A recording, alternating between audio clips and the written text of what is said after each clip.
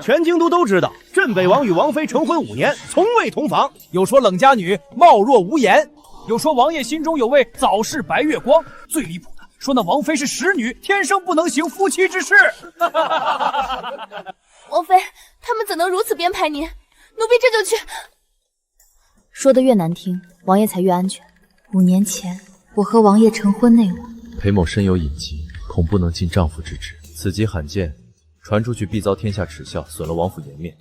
若姑娘不愿，明日我便进宫求皇帝撤回这个指婚，让我们和离。在我家破人亡时，只有眼前这个少年将军对我伸出了援手。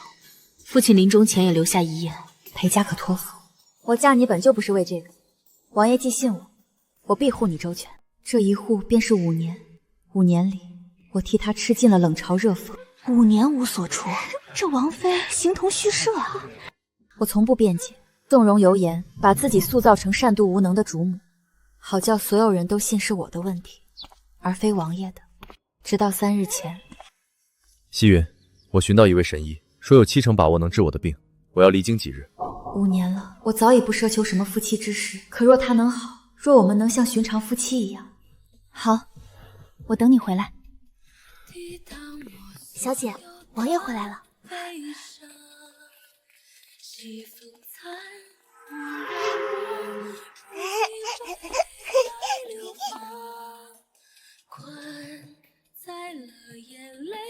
西云，这位是白姑娘，这是我的儿子玉儿。什么亲密羞耻之争，什么身有隐疾，他不过是为这个女人守身如玉罢了。而我冷西云，这5年替他担尽骂名，忍尽屈辱，原来只是他用来遮掩真爱的挡箭牌。冉冉对我有救命之恩，玉儿也是求一个名分。冉冉育有嫡子，这些年委屈他了，所以我希望你能把正妃之位让出来。王爷，您的病被神医治好了是吗？既然好了，那妾身恭喜王爷。至于正妃之位，也都听王爷的。你当真愿意？是，若无其他事，妾身便先告退。王妃，准备一下，我要进宫。进宫之后，我拿出父亲留给我的遗物，换取了和离的圣旨。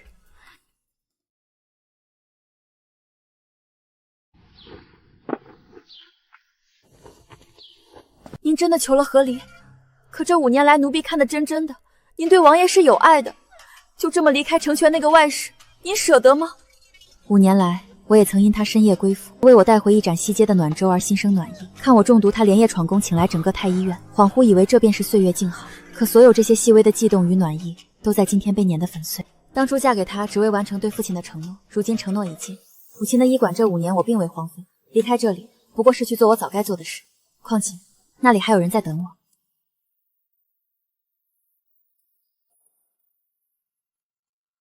回来了，宫里传话说你去见了皇上，是为了去告状逼冉冉和玉儿走。王爷说笑了，外人只知我不能伺候夫君，却不知王爷的隐疾。如今他为王爷生下子嗣，是天大的喜事，我怎么会逼你们走？那些闲言碎语你不必理会，清者自清。是，他是清，全京城都以为镇北王情深意重，而我是那善妒无能，占着位置却让王府香火无忌的罪人。5年换来的只是这轻描淡写的4个字。王爷说的是，姐姐这些年为王府承受流言，实在辛苦了。往后冉冉定为姐姐分忧，若再有人非议，冉冉也必为姐姐辩白。白姑娘，省省力气吧，无需来我这儿扮可怜表忠心。至于辩白就不必了，假的永远真不了，真的也迟早瞒不住。冉冉也是一片心意，你何必如此刻薄？5年了，该结束了，我不欠你什么了，裴衍之。还说什么见印如见物，如今看来不过是施舍。西云，往后我的私印你收着，见印如见我。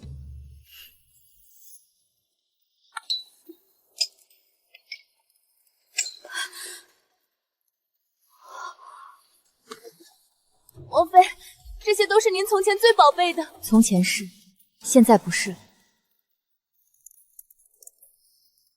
差不多了，收拾东西吧。行囊越轻，前路反而越清晰。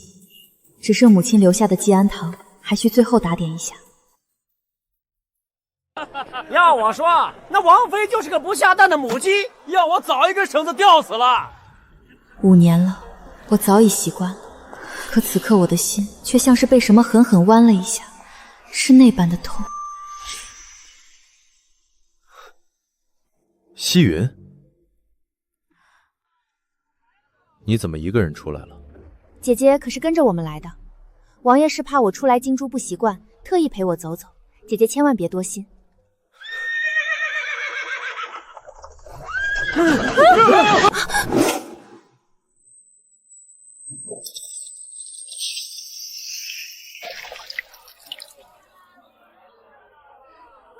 哎呦，这不是镇北王妃吗？瞧瞧这狼狈样！让你少出门非不听，还不起来？可是吓着了，我们这就回去，你自己收拾干净回府。冉冉身子不适，我们先坐马车走。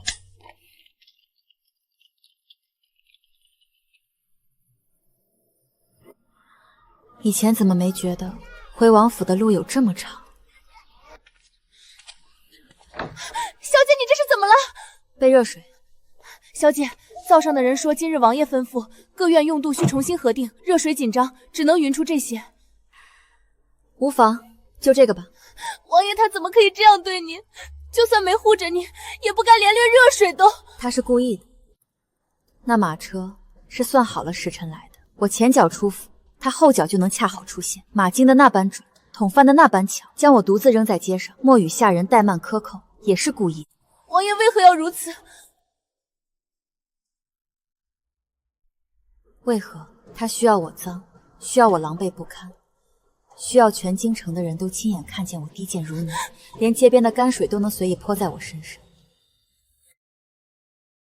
这样，从今往后，无论白冉冉是什么出身，只要站在我的旁边，旁人只会将所有的嘲笑与指责都加倍落在我身上，还说什么护我一生。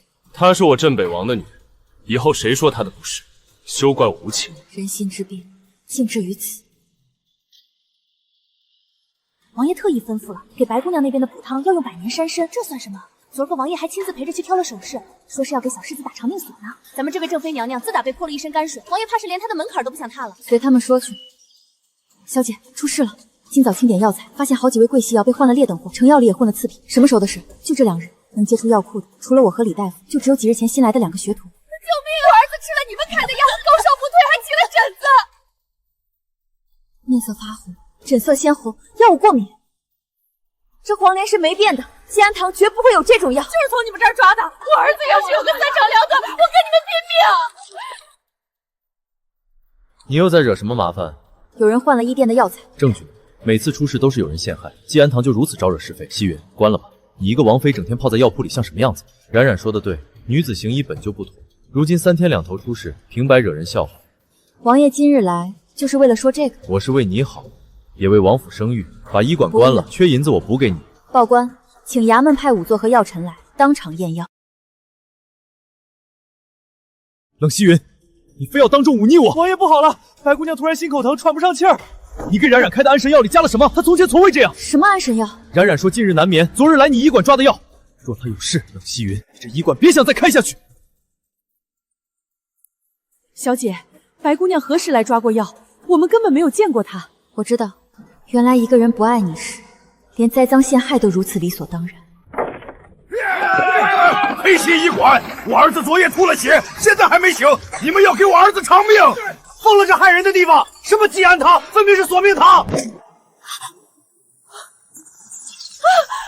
都停下！济安堂牵扯用药纠纷，奉令查封，一应人等不得出入。大人，医馆不能封，我们有证据，药材被调包。冷西云，事到如今，你还要闹？济安堂这些年能开下去，凭的是什么？真以为是你的本事？不过是顶着王府的名头，无人敢深究罢了。现在出了人命，你还要逞强？王爷说的对，济安堂能开，全仰仗王府。现在王爷不让开了，那就不开了。母亲半生心血，在裴衍之轻描淡写的一句句话里化为乌有，最后一点眷恋也在此刻灰飞烟灭。这是什么？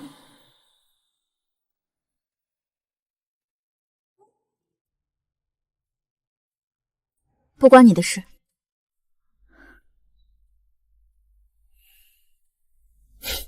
他倒是认命了，这分明是给外室和私生子证明啊！冷希云，把解药交出来！不是我下的毒，我没有解药。不是你还能有谁？整个王府只有你懂医术，只有你平日会摆弄那些毒草毒虫。来人，给我搜！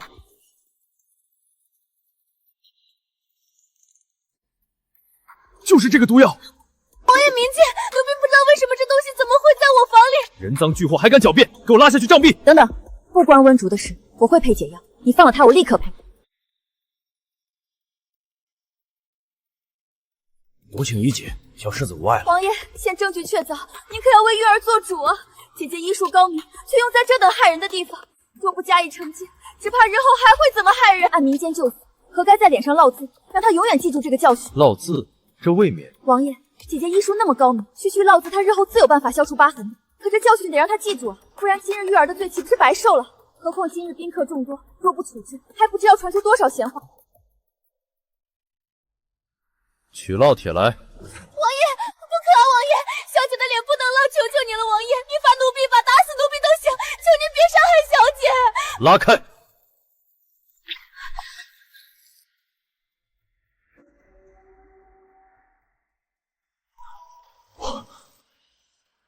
这个婢女也不能放过，不然下次谁知道她还会不会来加害玉儿？不行，裴衍之你说过要放过温竹的。主子犯错，奴婢岂能脱了干系？拖下去杖毙！不！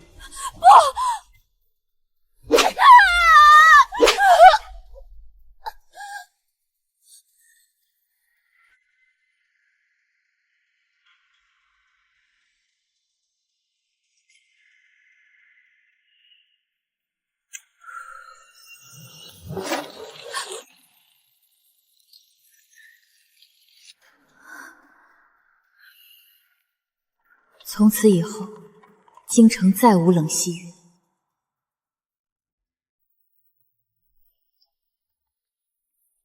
我佛慈悲，愿冉冉和玉儿一生平安。王爷，不好了，昨夜府里走水了，是听血堂啊！何处走水？是听血堂。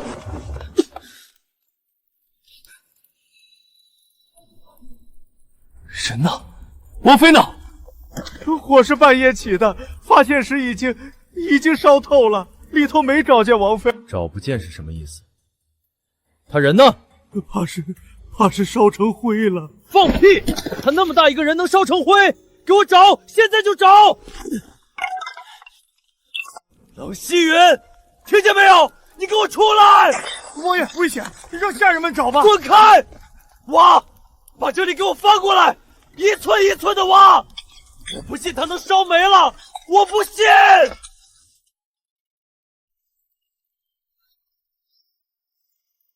王爷，这儿有东西。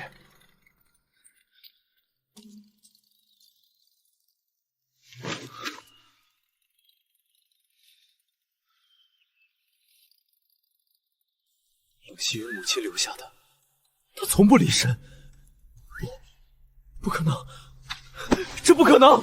王爷节哀呀！滚！他没死，他不会死！王爷，裴某身有隐疾，若姑娘不愿，明日我便进宫求和离。我嫁你本就不是为这个，王爷既信我，我必护你周全。不能生。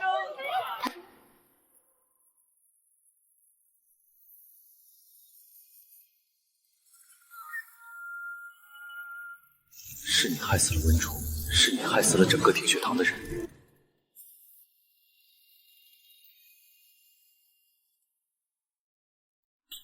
不！王爷您可算醒了，您吓死妾身了，怎就在那脏污地方晕了过去？若是有什么闪失，让妾身和玉儿可怎么活？王爷，您感觉如何？可还有哪里不适？大夫说您是急火攻心。他呢？听血堂找到希云了吗？还能找到什么呢？你要保重身子，姐姐她福薄，可您还有妾身，还有玉儿。闭嘴！我问你最后一遍，冷希云到底找到没有？火太大了，什么都没剩下。什么都没剩下，他该气我怨我的，他怎么能就这么死了？王爷，您别这样，姐姐在天有灵，也定然不愿看您如此自苦。滚！我让你滚出去，听见没有？王爷，您怎么能这样对妾身？姐姐已经死了，您还要为了一个死人这样伤害活着的人吗？妾身做错了什么？做错了什么？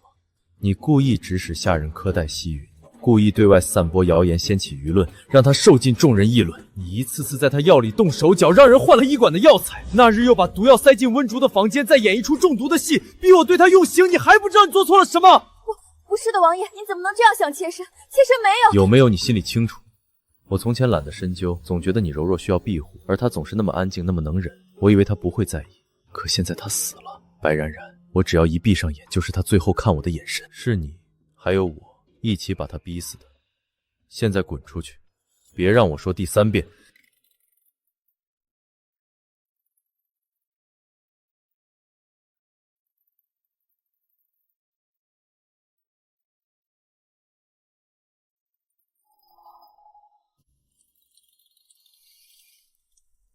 原来那些被忽略的，视为理所当然的温暖，早已一点点渗进骨血里。直到失去，才发觉那温暖抽走后，竟是这般冷的刺骨。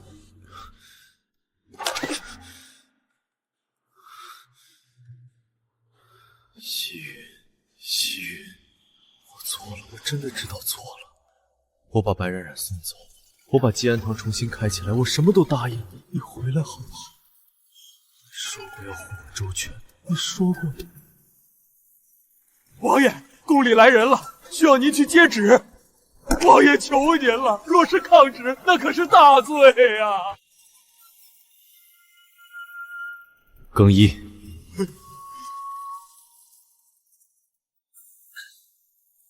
镇北王裴衍之致正妃冷氏心灰意决，自请离园。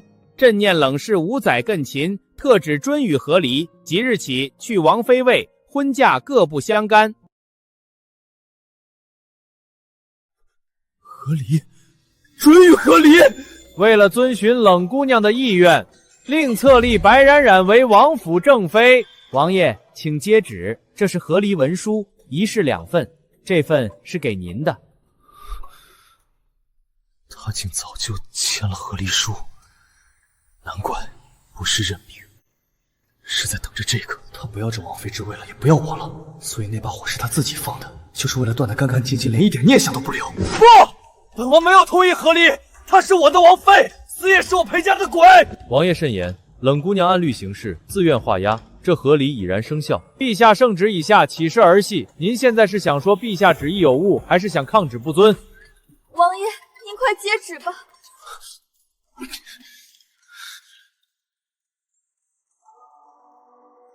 世生不复相见，可不相干。世生不复相见，冷细云，你做梦！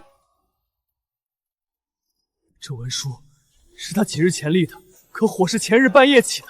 若他真想和离后离开王府，为何要在立下文书后还留在王府？除非那火根本不是意外，除非他根本没死，他只是用这场火金蝉脱壳，彻底离开。王爷，您在说什么胡话？姐姐她已经……给我闭嘴！他没死，他肯定没死。他恨我，所以他用这种办法离开我，对不对？他在哪儿？陛下是不是知道他在哪儿？告诉我！王爷怕是悲伤过度魔怔了。冷姑娘踪迹，奴才如何得知？圣旨已宣，奴才还要回宫复命。站住！你给本王站住！王爷，您就放手吧，往后妾身和玉儿会一直陪着您。滚！给我找！就算他把听雪堂烧成灰，就算他拿到了和离书，他也休想就这么走了。封锁所有城门、码头、客栈、车黄，给本王一寸一寸的搜。他脸上有伤，身上没钱，走不远，掘地3尺也要把他给本王找回来。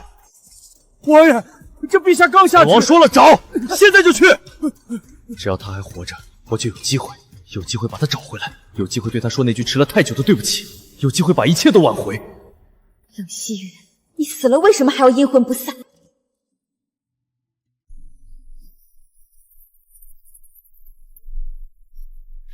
要回家！张大人，是住客家伏击。放开我！这京城要翻了天，镇北王疯了，为了个已死的王妃，把京城翻了个底朝天。我看是王妃化作厉鬼索命来了。3更时分，听雪堂后墙有人影晃动，一晃就不见了。不信，他还能插翅飞了不成？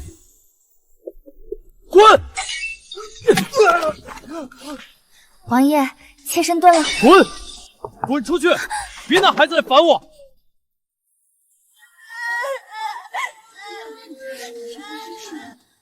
只要找不到冷夕雨，终有一天王爷还是会像以前一样对我。王爷，王妃身边的吴娘子在火灾前几日，曾悄悄将几大箱东西运去了西郊一处不起眼的别院。还有，派去江南的兄弟传来密报，说有人在扬州一带见过一个脸上戴轻薄面纱、言谈举止极像王妃的女子，身边跟着的正是吴娘子。她果然没死。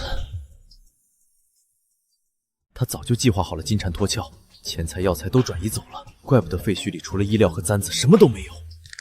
那场火就是为了掩盖痕迹，让我以为他死了。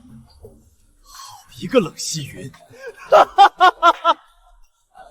立刻备马，准备南下。王爷不可，陛下下旨和离，您若此时离京，还是为了寻找王妃，这如何向朝交代？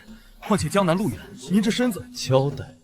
本王不需要向任何的人，就算他跑到天涯海角，我也要把他抓回来。点20亲卫，轻装简从，即刻随我出城。是。王爷，你要去哪儿？你不能走，你走了妾身怎么办？玉儿她还小，不能没有父亲啊。听雪堂那夜，你为何拦着下人不让救火？王爷，您在说什么？那天火势太大，下人们是怕……是吗？不是的，王爷，您不能因为找不到姐姐就疑心妾身啊！妾身对您的心，天地可见。你的心，本王嫌脏。不是的，王爷，您听我解释。不必解释了，我现在没空处置你，但你记住这笔账，我总有一天会找你算的。我会让你知道，什么是真正的生不如死。王爷。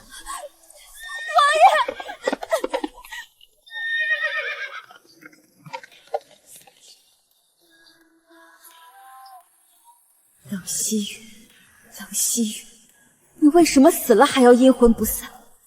为什么死了还能把王爷的魂勾走？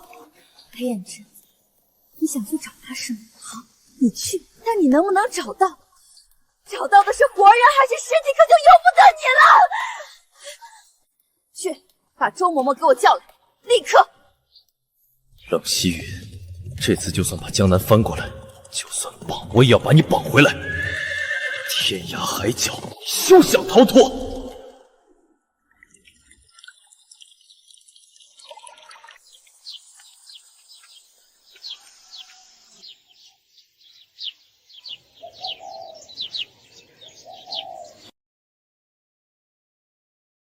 回到江南，我拿出母亲留下的遗产，租了一间院子，前后院，重新开回济仁堂。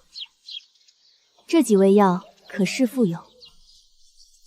闲暇时带几个女学生。东头巷子里新来的那位女大夫心善，要钱只收本钱。我家媳妇儿的病就是她看好的。是啊，医术好，价钱公道。起初戴着帽子是为了遮挡伤疤，千望分声说，只有在意自嚼吃，勇且一下。伤疤大好，起初是为遮掩，但后来成了习惯。小姐累了吧？歇会儿，晚饭马上好。不累。沈公子下午送了些新鲜的河虾来，说是今早才捞的，最是补养。我给您熬点虾粥。沈清川和我从小玩到大的邻居，会在我被父亲责罚的时候翻墙送来好吃。夕云，我给你带了你最爱吃的。青川，你怎么？家道中落，众人避之唯恐不及时，只有他托人偷偷给我塞银票，还让我等着他。别嫁，我带你走。在我嫁去王府前一晚，哭着求我别走。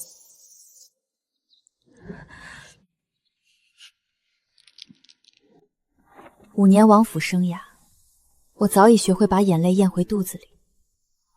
可这一刻，面对这个曾给过我唯一温暖和承诺的旧人，那筑起的高墙似乎裂开了一道细缝。有他在，我肩上的担子确实轻了不少。他还是如以前一样体贴周到，从不问我脸上的伤，心中的痛，只是在需要的时候出现在我身边。等青川那小子出息了，把你娶过来可好？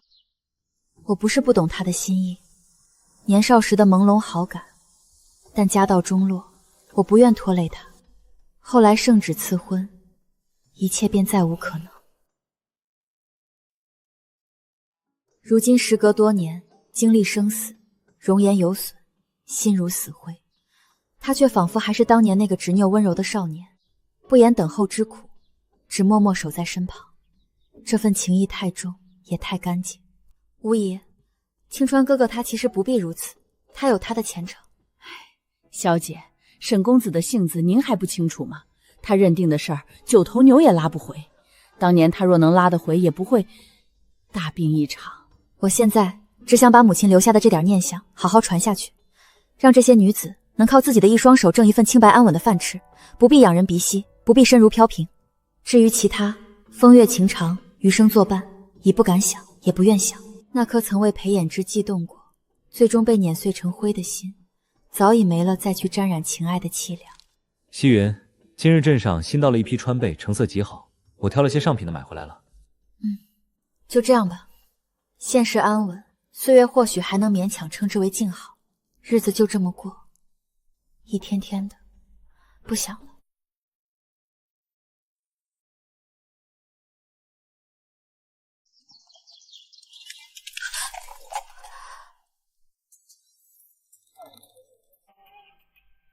西云，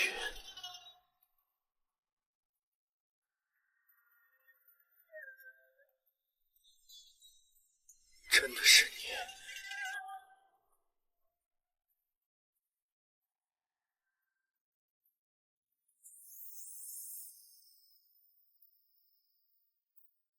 我找了你很久，每一个你可能去的地方，我都派了人去。还好皇天不负有心人，终于让我找到你了。王爷，您认错人了，民女还要出诊，请借过。我没有认错，你是冷夕云，我的王妃。就算你带着这个，我也认得出来。夕云，我知道我错了，我知道我混蛋，我后悔了。这3个月我生不如死，我每一天都在想你，都在后悔。你跟我回去好不好？我们重新开始。王爷慎言，这里没有你的王妃，和离书已签，圣旨已下，你我早已陌路，请王爷莫要纠缠，失了体面。和离书不是我签的，但我心里从来没有答应。西云，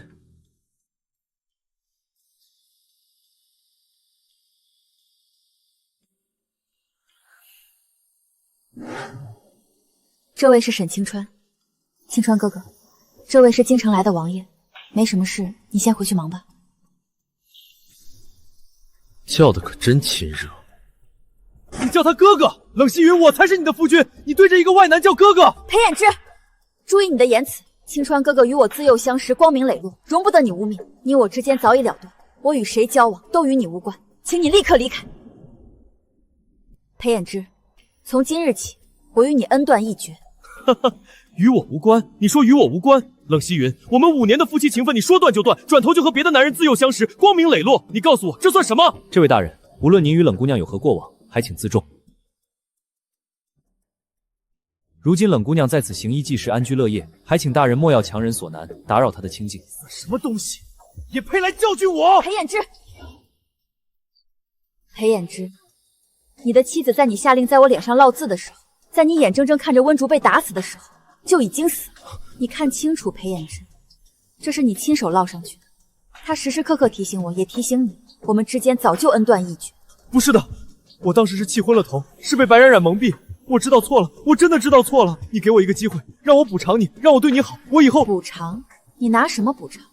拿你的权势，拿你王府的金银，还是拿你廉价无比的愧疚？我父亲临终前将我托付给你，你答应会照顾我一生，结果呢？5年，我替你担尽骂名，忍尽屈辱，换来的是什么？是你明知有人陷害，却依旧逼我认罪，在我脸上烙下这个永世洗不掉的耻辱。温竹跟了我10年，情同姐妹，她做错了什么？就因为你心爱的女人一句话，你就让人把她活活打死？裴衍之，你晚上睡觉不会听到板子落在她身上的声音吗？不会看到她流了一地的血吗？还有我母亲，她留给我的不只是既安居，是女子亦能悬壶济世的信念。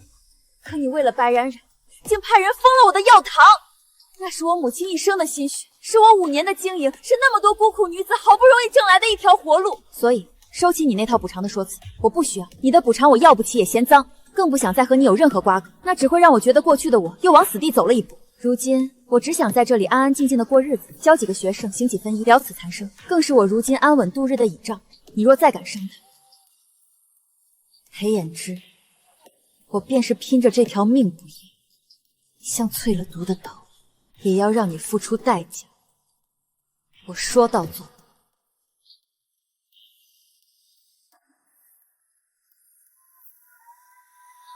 我们走吧。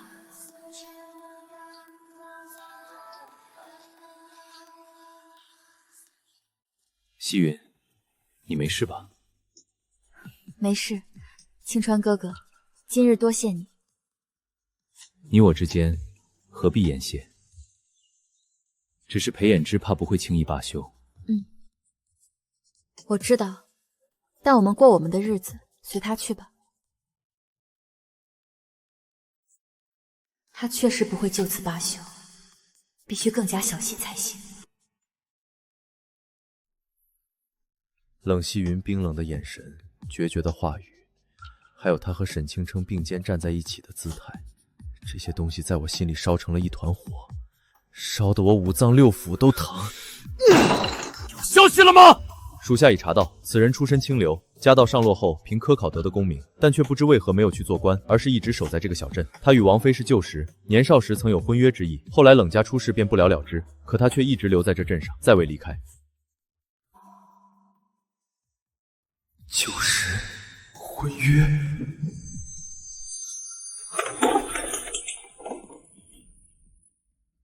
居然在冷夕云身边有一个活生生的等了他多年的人。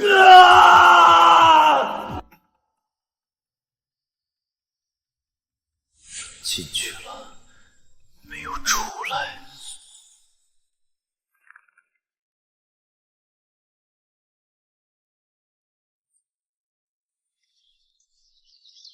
夕云，药好了。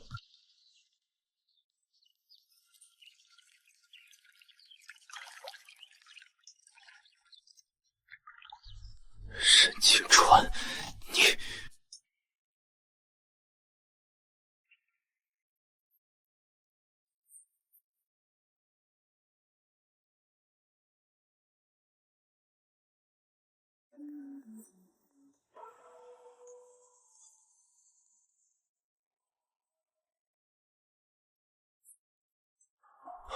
王爷，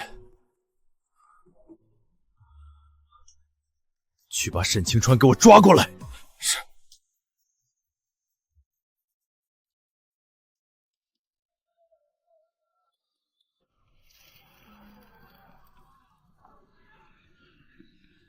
可今日直到日上三竿，也不见他归来。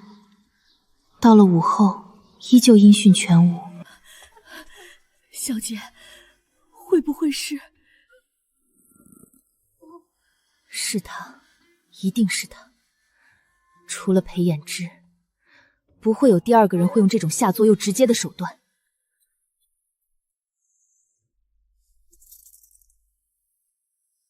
若遇急难，去镇西30里，找归云山庄莫欺。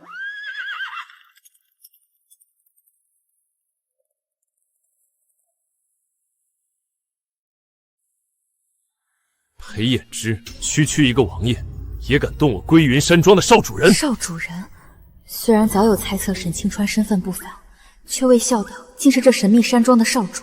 归云山庄，他隐约听母亲提过，似乎是江南乃至整个江湖都极具影响力的隐士势力，产业遍布，人脉深广，连朝廷也要忌惮3分。因其不涉朝政，且掌握着某些至关紧要的东西。姑娘在此稍后。已确认，少主被裴衍之秘密羁押在城外一处别庄。裴衍之，你果然还是走到了这一步。莫先生，我想随你们一起去。沈清川，本王最后问你一次，离开冷夕云，永远不要再出现在他面前。你想要什么补偿？金银、官职，本王都可以给你。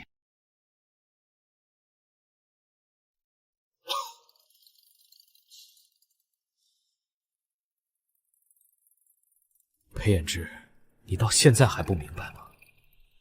我与西云之间，从来不是你能用这些东西。你闭嘴！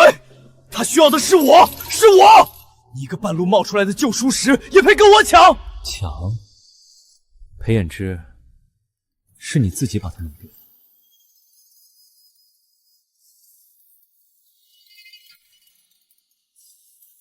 是你用5年的冷落、折辱，还有那烙铁和鲜血，亲手把他推开。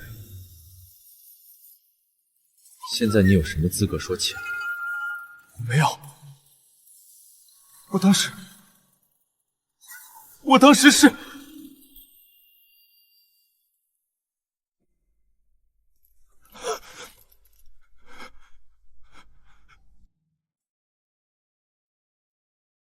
你只是从未真正珍惜过他，直到失去，直到发现有人视他如珍宝，你才慌了，怕了。用这种下作的手段来挽回，裴衍之，你不仅不配爱他，你连做他的对手都不配。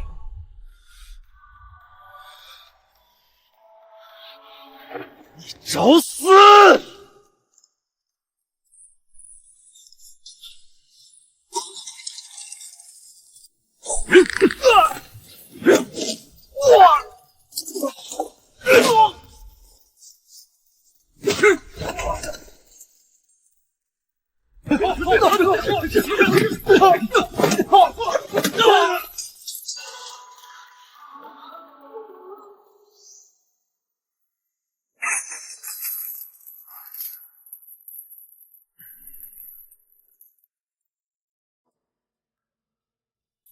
少主，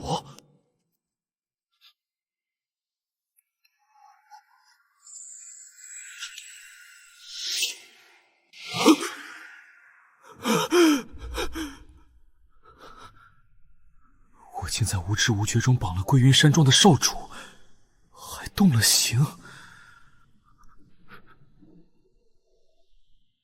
西云呢？冷姑娘在外面。镇北王，今日之事归云山庄记下了，望你好自为之。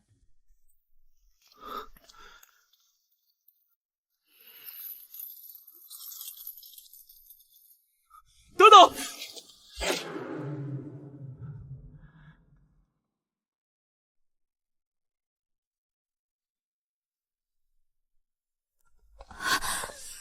青川哥哥，你皮外伤，不碍事。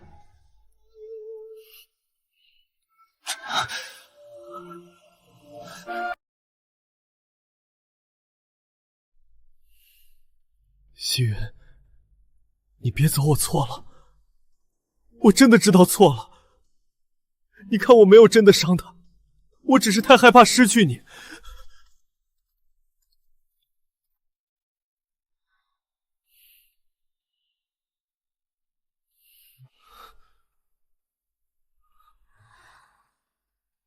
裴衍之，我知道了。你用烙铁毁我容颜时，可想过会失去我？你眼睁睁看着温竹被打死时，可想过会失去我？现在你说害怕失去，太迟了。从你选择伤害我开始，你就已经失去我了，永远的失去了。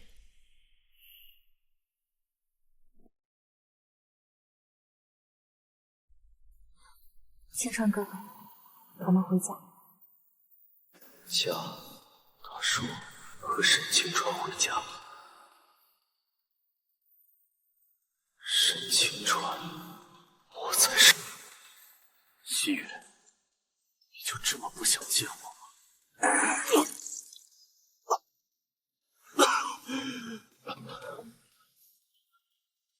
我知道了。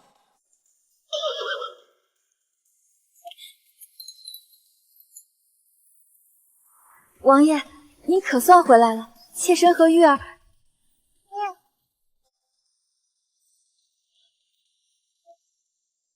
滚！王爷，我让你滚，听不懂吗？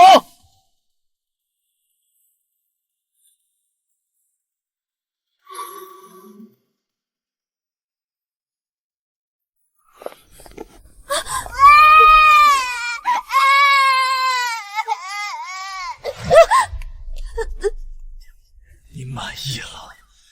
你满意了？都是你，是你害了他！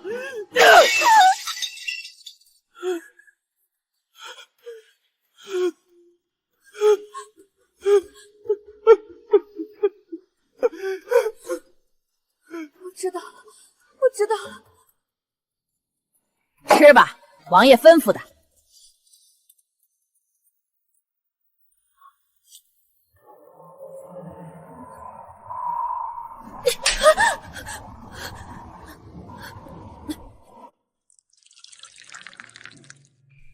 西云，王爷不管事儿，咱们也得活命。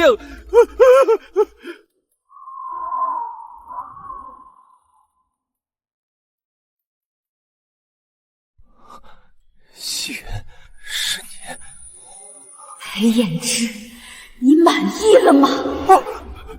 西云，西云，冷西云，你出来，你出来啊！不是他的错，是我骗了他，我有印记是假的，是我为了白冉冉骗他的。她是个好女子，是最好的王妃，是我对不起她，是我混蛋。冷西云没有错，是我负了她，是我害了她。你们别骂她，骂我，都来骂我。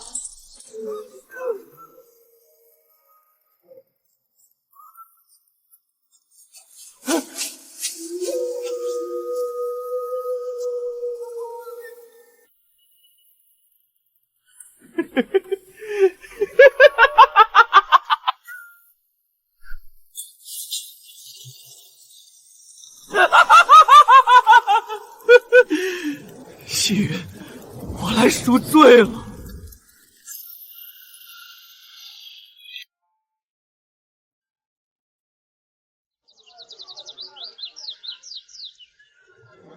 这个方子你先拿回去吃着。让出的越南清水镇传授10分医术，不要越医越安停，我再根据你的情况调整。鸡仁堂看看，人肠移动，冷息云拟，玉期蒲坠，双修润，层星纤长，真是日白点不菲。血解毒消肿，金婚已上计。智能喝完江潭武功。这几位是治疗疮眼肿毒的良药。听说了吗？北边那个镇北王府，前几个月走水烧了个精光，那位疯了的王爷也没跑出来，也是作孽。据说那王爷死前还喊着王妃的名字。别提了，都过去了。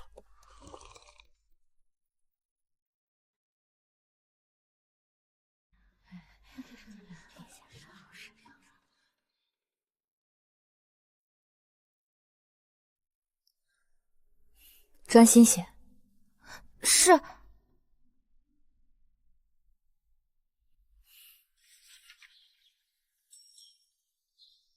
前尘旧事，恩怨痴缠，都如那一道浅淡疤痕，终被岁月抚平。只剩当下岁月静好。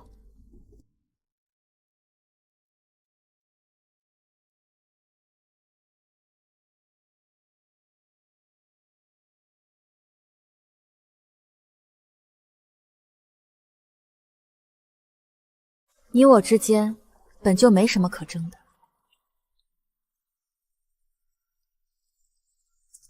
没什么可争的。冷夕云，你好得很。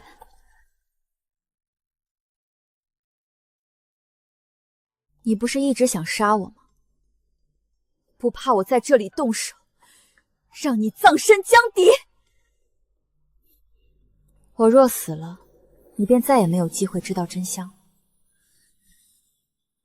无惊无惧，甚至连一丝波澜都没有。你不会，你要的不是我死，是我痛，是我身败名裂，是我极淡，是我尝尝你受过的苦，对吗？我就是要你痛。对，冷希云，你凭什么安稳？凭什么你假死脱身，躲在江南开医馆受人尊重，身边还有沈清川陪着岁月静好？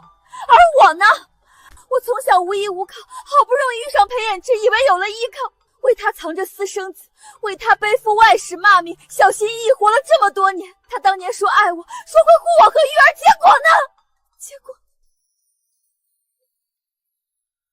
他为了你把我禁足小院苛待我，打骂我。我儿子玉儿才2岁啊，一场风寒他连太医都不肯请，就因为满心满眼都是你，眼睁睁看着我儿子断气。他疯了，他死了，我一无所有，我隐姓埋名，受尽搓磨，连落脚地都没有。可你呢？你凭什么干干净净，毫无愧疚活着？当年在王府，是你占着正妃之位，是你挡了我的路。裴衍之心里不是没有我，是你装大度装隐忍，把他逼得只能护我。他那所谓的隐疾，从来都是为了我。你从头到尾都是个多余的挡箭牌。你恨错人了。我恨错人？冷希云，你少装清高，不是你是谁？是你自己。你这一生，从来都不是被我毁的，是被你自己毁的。你总说裴衍之爱你，可你爱的从来不是他，是他的权势，他的庇护，他能给你的安稳生活。你把所有希望都寄托在他身上，把自己的人生、自己的幸福，甚至自己的孩子都拴在一个男人身上。你把自己活成了他的附属品，不是因为我，是因为你从未真正为自己活过。你以为依附他就能一辈子安稳，可你忘了，依附别人的安稳从来都是镜花水月。他能宠你一时，也能弃你一时。他的偏爱从来都廉价又自私，你却把他当成了一生的救赎。你以为依附他就能一辈子安稳，可你忘了，依附别人的安稳从来都是镜花水月。他能宠你一时，也能弃你一时。他的偏爱从来都廉价又自私，你却把他当成了一生的救赎。我脸上的烙印是他亲手立的，温竹的死是他下令杖毙的，我5年的屈辱是他和你一起造成的。可我没把恨挂在嘴边，没把自己困在过去里，因为我知道恨解决不了任何问题，只会困住我自己。这道烙印曾让我痛不欲生，曾让我不敢见人，可现在它只是一道疤，它提醒我过去的苦，也提醒我靠自己走出来了。我不再是那个任人欺凌的王妃，我是冷希云，是继仁堂的医者，我能靠自己立足，能护着我想。你恨我，不过是因为你不甘心，你不甘心你付出了所有却一无所有，不甘心我受过比你更多的苦，却能放下过往，活得安稳，不甘心你依附一生，最终一场空，而我挣脱枷锁，活成了自己的光。你恨的从来不是我，是那个无能、懦弱，把人生寄托在别人身上，最终一无所获的你自己。你胡说！你闭嘴！不是这样的，我没有依附他，我是真心爱他，我只是想要一个家，想要我和儿子能安稳过日子，我有错吗？为什么你就能放下，我不行？为什么你就能拥有一切，我什么都没有？因为我从来没把自己的人生交给别人做主，我靠自己学医，靠自己开继仁堂，靠自己养活自己，保护身边人。我不依附男人，不渴求别人的偏爱，我只靠自己，所以我能放下，能释怀，能重新开始。而你，一辈子都在等别人给你安稳，等别人给你幸福，等别人护你周全。你把自己活成了依附藤蔓，一旦大树倒，你就只能摔得粉身碎骨，困在恨意里，再也爬不起来。我不会放过你的，就算我赢不了你，我也不会让你安稳度日。我会一直跟着你，一直报复你，直到我死的那天。你随意，只是别脏了继仁堂，别伤了我的弟子，别碰沈清川。你若敢动他们分毫，我不会再像现在这样对你手下留情。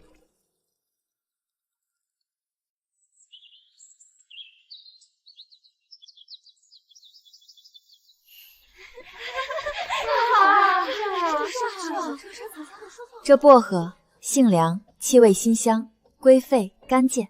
先生，方才您说的产后眩晕的急救针法，这几个穴位我还是拿不准，您再给我看看。这里关元穴，进针要浅，得气后年传半年前被婆家打伤扔在破庙，是我救了她。记住了吗？你看，这里是人中，这里是足三里，急救时先刺颅中醒神，再补足三里固元气，顺序不能乱，下针的深浅也要分清楚。产妇身子虚，不可用猛力。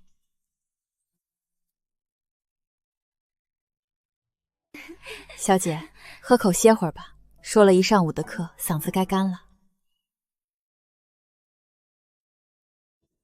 无疑，今日是什么日子？你还记得吗？记得，是温竹姑娘的忌日。那个跟了我10年的姑娘，被活活杖毙，连具全尸都没能留下。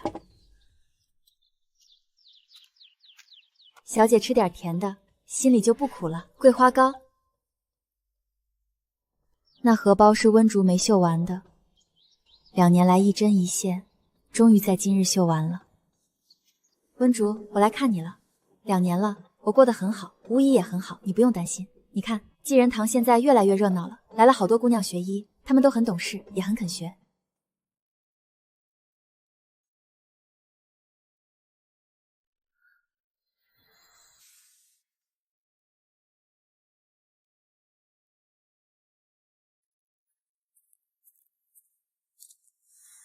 我去山边采药，顺路摘的。风大，别蹲太久，仔细着凉。这2年，若不是他一直在身边，未必能这么快走出过往的阴影，也未必能把济仁堂撑起来。他只是安安静静的守在我身边，帮我打理琐事，摆平刁难，护着这一方天地，给我足够的尊重与安稳。你一个妇道人家，收女弟子行医，不合规矩，今天非得封了你这医馆，跟我回衙门。大人，济仁堂的资质手续俱全，女弟子学医也得到府衙认可，若有不妥，可去府城查档。这我们去查查，查清楚了再说。都处理好了，你安心上课看病就好。小姐，上回那睡饭的事儿，您知道后来怎么着？那人是打听到了您和京城王府的过往，想趁机捞好处，却没想到沈公子是归云山庄的少主，一句话就断了他的仕途。沈公子啊，从来不说，都替您挡下了。他为他做了这么多，却从不会挂在嘴边。青川哥哥，谢谢你。跟我不用说谢。方才钱塘来了个药商，是从苏州来的，说想跟咱们医馆定制夫人封的成药，还说苏州有不少大户人家的订券，想请咱们的女医去看诊，问你愿不愿意去苏州开个分号。开分号是他这半年来一直放在心上的事。当年母亲的济安堂被封，他就暗暗发誓，要让更多女子能看病，不再因男女大虚丢了性命。希允，你想做的我都支持你。我正有这个想法。苏州水路发达，来往的人多，若是能在苏州开个分号，就能收更多的女弟子，也能帮到更多的女子。你若是想做，我便帮你打理。苏州的铺面、人手我都能安排妥当，你只需要专心教弟子看病就好。好。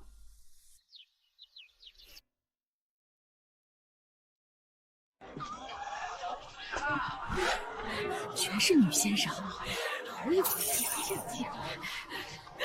苏州分号开业那天，全城轰动，女子行医免费教学，管吃管住，还发月钱。女子行医，成何体统？伤风败俗，就该在家相夫教子。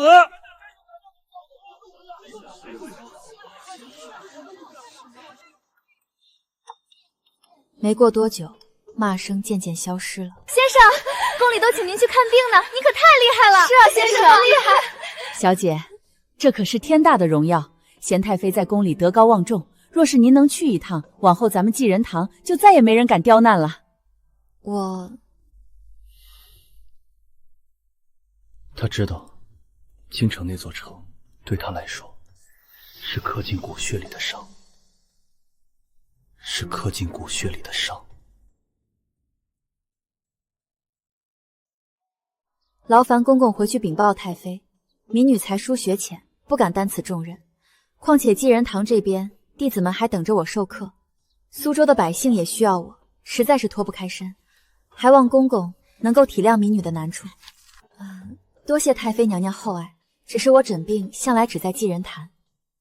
那太妃娘娘说，后宫里不少娘娘身子不适，又不便找男医看诊，还请先生能给个法子。这个不难，我这几年整理了一部女医要略，里面写了妇人常降病的诊治法子，还有接生产后调理的要诀，我抄录一份，公公带回宫里去。另外，我再派2名医术精湛的女弟子做凤进京，专门给后宫的甄们看会方，都是我亲，绝不会出纰漏。谢先生，谢先生，太妃娘娘一定高兴。先生，您为什么不肯进京啊？那可是皇宫，多少人求都求不来的机会呢。对别人来说是机会，对我来说不是。我这辈子最不想回去的地方就是京城。再说了，我的根在这里，在继仁堂，在这些需要我的百姓和弟子身上。皇宫里的荣华富贵，于我而言不过是过眼云烟。这半年来，我翻阅了母亲留下的所有医案，还有江南各地的病例记录，发现妇人生产竟有如此多的凶险，而女子学医之路更是艰难。但若能有更多女子学医，便能救更多女子于水火。我写这本书，不为流芳百世，只为医者仁心，只为医者仁心，能救一人，便值得了。先生，敬您，您辛苦了。好。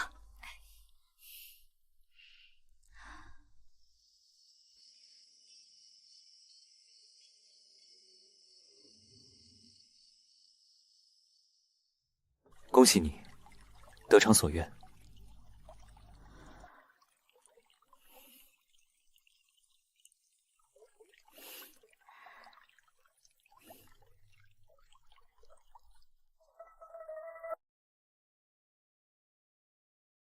青川哥哥，这些年谢谢你一直陪着我。我以前总觉得我这辈子经历了这么多事，早就不配再谈情说爱，也不想再依附任何人过日子。可这2年我才明白，好的情谊不是依附，不是束缚，是并肩同行，是互相扶持。青川哥哥，你愿意和我一起守着继仁堂，一起走完往后的日子吗？西云，你说的是真的？嗯。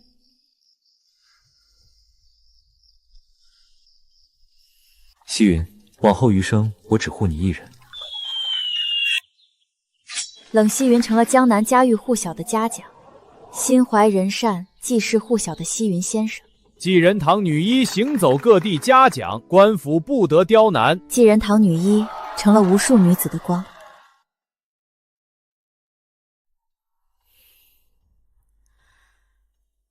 母亲，女儿找到了可以托付终身的人。温竹，我成亲了。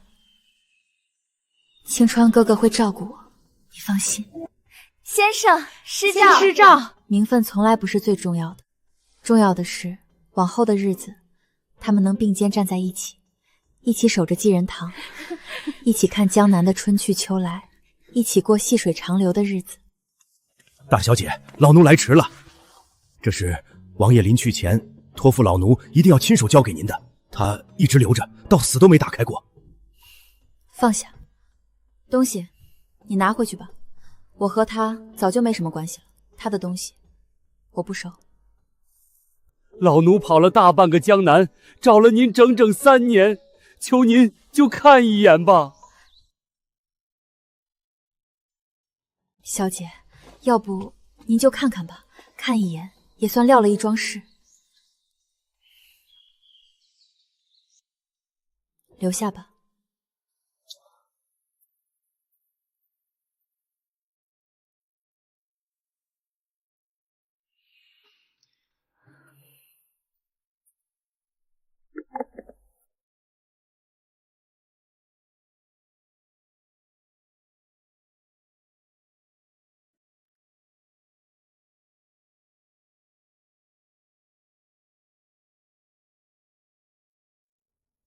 西云，我错了，若有来生，换我护你周全，万死不辞。没有恨，没有痛，只有一片都过去了。我以为自己会恨，会怒，会想起当年那些撕心裂肺的痛，可我没有。那个曾经让我掏心掏肺付出了5年青春的男人，如今在他眼里不过是一个早已逝去的故人，一段早已尘封的过往，都过去了。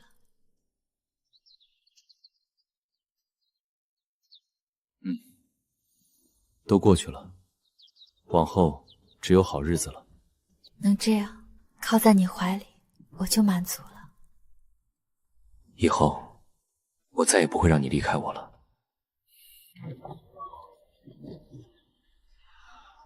下一位当归。